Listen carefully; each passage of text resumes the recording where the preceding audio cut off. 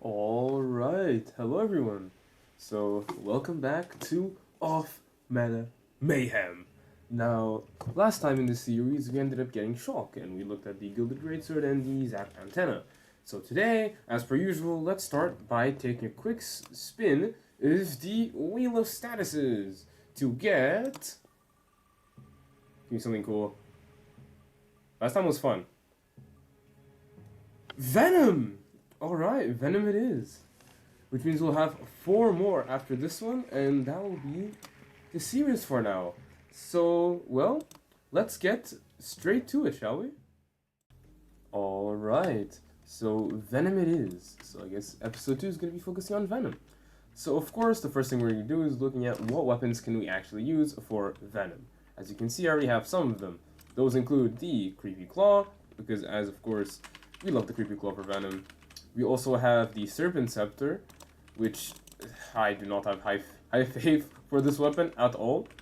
Now, look, I'm only going to be analyzing these weapons today. Why? Because, look, I understand. The Rot does have a Venom element, and so does the Buried Cleaver, and to some extent, so does the Grave Tree. Right? Grave Tree. So does the Grave Tree. Of course, if you use the critical for the Grave Tree, you're going to start applying Venom per M1, but it's just, they're inconsistent, and at least in the case of the Rot, and in the case of the Buried Cleaver, it requires you to do some gimmicks with Buried. Actually, matter of fact, even the Twig Claws would have that gimmick, being the Bury gimmick, where the only time you can actually get Venom is when you apply Bury, and then you use something that can explode those berries. That's when you can actually end up applying a Venom. Now, because of that very niche reason, where in a series where builds are already going to be a little bit weaker, having the niche of having to do multiple things to even get the Venom down, just going to complicate things a little too much. So let's just only look at the Creepy Claw and the Serpent Scepter for today. So let's get to some explaining. Alright, my bad, I forgot to say one thing. Let me just add, I did not forget about Venom bullets. It's just that when you incorporate Venom into a gun build, what ends up happening is you can only add either Venom bullets, the Caustic Fang, because that's pretty much free 35% extra piercing, and then the Fetid Crab Spawn to get the extra Venom duration. So as long as you have those 3, everything else can be your average gun build, and you'll pretty much have a Venom gun build, which I will actually be using a little bit in the footage you'll see, but I just wanted to make sure that you guys know that I remember that Venom bullets exist. Yeah. Alright, stats time. So let's start off with the Creepy Claw. So the Creepy Claw has a base damage of 28, a range of +8, a heavy cooldown of +30%, a crit chance of +10%, and of course the element of Venom. Now the Creepy Claw has a unique heavy attack, which you'll probably be seeing on screen. Once again, just like the Gilded Greatsword, it is a 2-part attack, where not just does the projectile itself do damage, while doing lesser damage, it's still damage, while then the initial slash, that first little swing that you do, that's the thing that's going to be doing the most damage. That's going to do like 100 damage, I'd say. The projectile is going to do like 30, 40, 50, depends on the enemy you're fighting. Now, the thing is, this projectile actually has a lot of range. And this is really, really nice, because it's one of the few melee weapons in game that actually lets you have a projectile for once. So you have the Creepy Claw, you have the Prime Brand, and the Grave Tree if you just use the heavy ones, so you get a little poison effect, and then you have a little bit of projectile range. So that's a really good thing about the Creepy Claw already.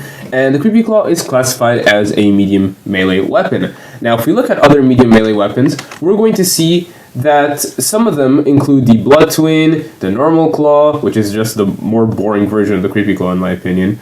We'll see the Coffin Hilt, and all the other ones, we'll cover them another time. But let's take the Blood Twin for example, a very popular weapon known for its high damage.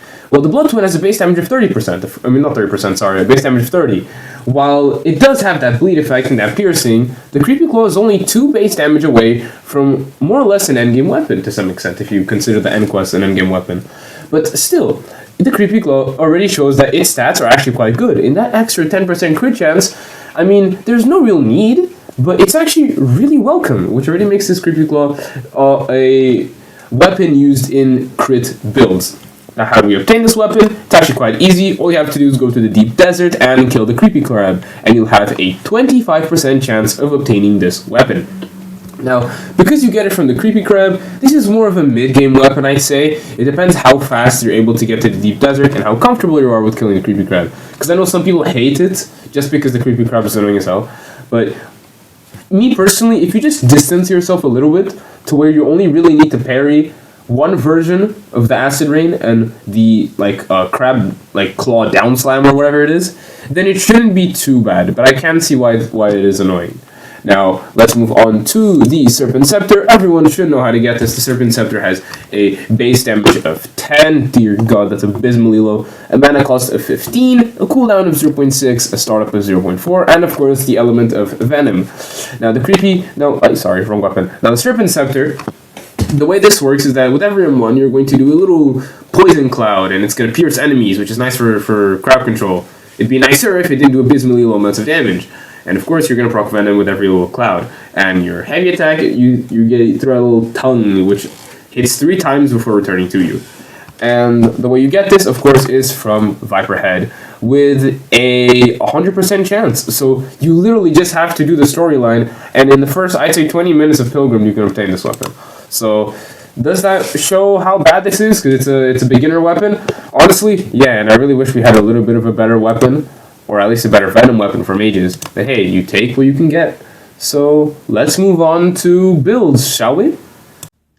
Alright everyone, so actually I already had this part recorded, the part with the builds, but I ended up having my microphone muted and you couldn't hear anything about the game. So here I am again.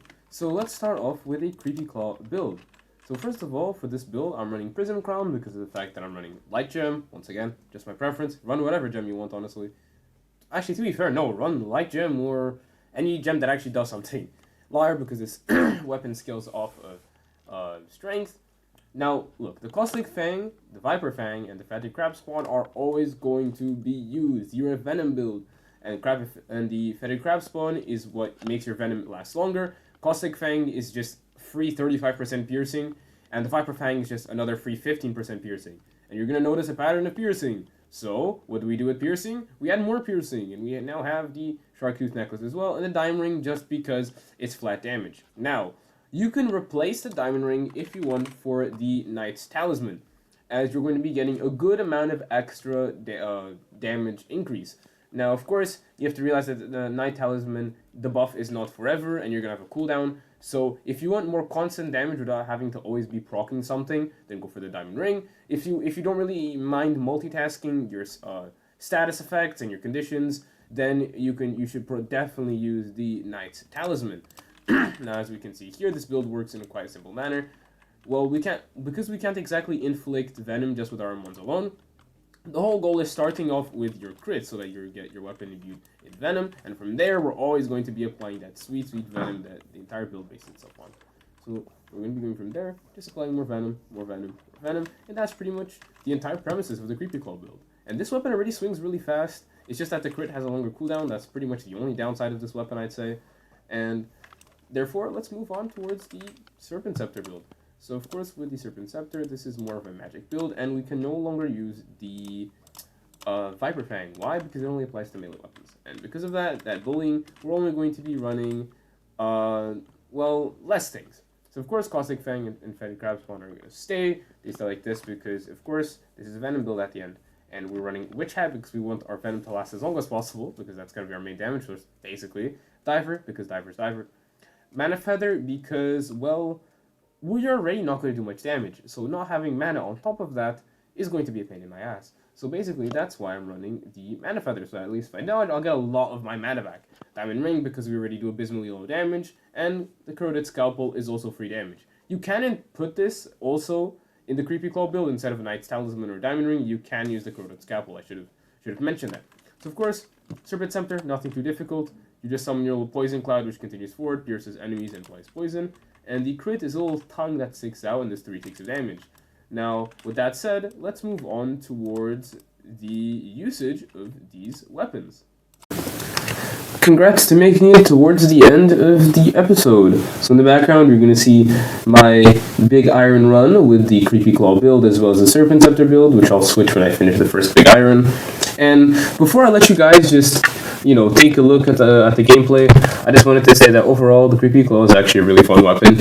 I really do recommend that if you're max level, have nothing else to do, give it a shot. Serpent Scepter, on the other hand, never touch this weapon in your life. It's bad for a reason. Just no. It's not even fun. It's just bad. But the Creepy Claw is actually good. Like I said, give it a shot. So you know what? If you like the video, subscribe, share, do whatever. And you know what? Enjoy the gameplay.